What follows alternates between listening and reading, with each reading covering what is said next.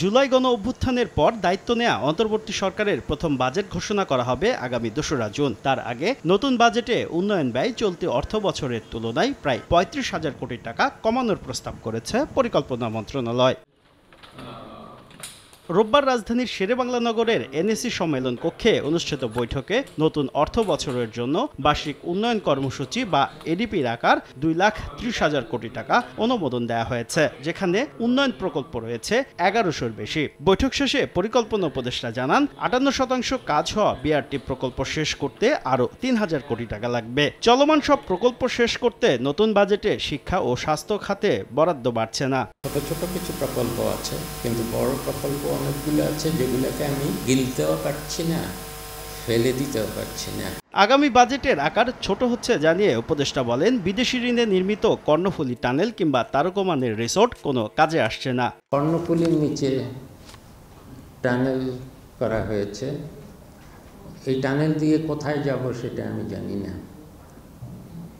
Tunnel পার হলে ধুধু বিরান ভূমি, শুধু একটা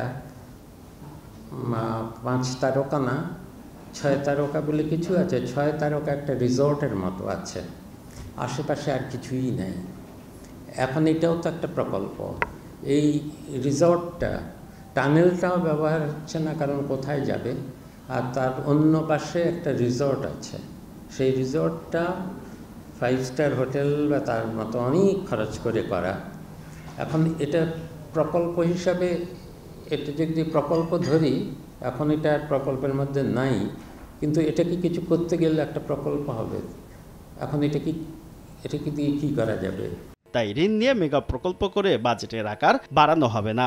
ঘাটতি বাজেট দিয়ে যে পরবর্তীতে আবার ঋণ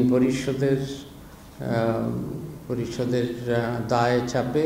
সরকারের কষ্ট হলেও জ্বালানির বকেয়াগুলো পরিশোধ করে দেওয়া হচ্ছে জানিয়ে উপদেষ্টা বলেন, বকেয়া শূন্যের ঘরে নামিয়ে আনতে চায় সরকার।